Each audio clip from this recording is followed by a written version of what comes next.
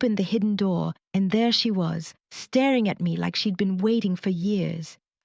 My name is Clara, and I used to work as a maid at Thornwood Manor.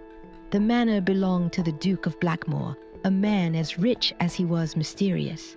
People in the village whispered about him, how he never smiled, how no one ever saw his wife, and how strange things happened to anyone who got too close to him.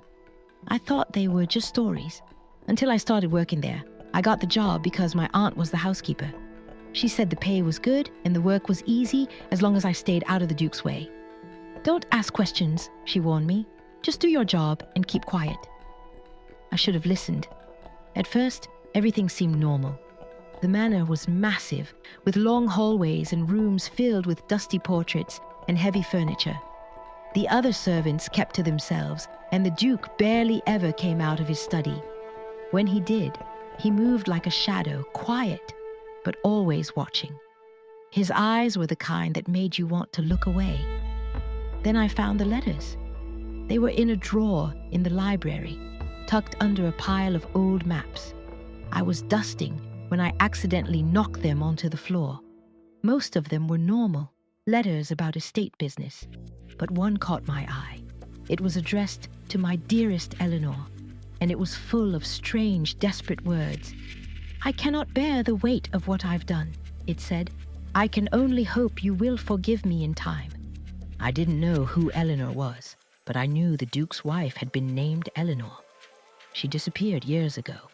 The official story was that she left him, but the villagers believed. After that, I couldn't stop thinking about the letter. I started noticing little things, like how the Duke avoided certain parts of the manor, or how the staff refused to talk about the past.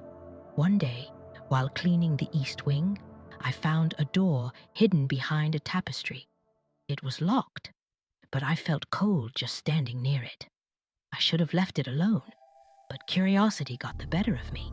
I stole the key from the head footman and waited until the house was quiet. That night, I unlocked the door. The room beyond was cold and dark, with stone walls and a damp smell. It looked like no one had been there for years, but in the corner was a chair, and in the chair was her, Eleanor. She was alive but barely. Her face was pale, and her hair was thin and tangled. She looked up at me, her eyes hollow, and whispered, "Who are you?" I froze. My heart was pounding so hard, I thought I'd faint. "I'm Clara," I said, "a maid. What happened to you?" Her voice was weak, but she told me everything. The Duke had locked her away years ago when she threatened to leave him. He couldn't bear the thought of losing her, so he kept her hidden, feeding her just enough to keep her alive. "I thought I'd die here," she said, "but you found me." I knew I had to help her. I promised to get her out, but before I could, I heard footsteps. The Duke was coming. I barely had time to hide before he entered the room. His face was calm, but his eyes burned with anger. "You tried to leave again, didn't you?" he said to Eleanor. She didn't answer. I watched from the shadows, shaking, as he sat in front of her and spoke in a low, chilling voice. "You'll never leave me, Eleanor. Not in this life." That's when I made a noise, just a small gasp, but it was enough.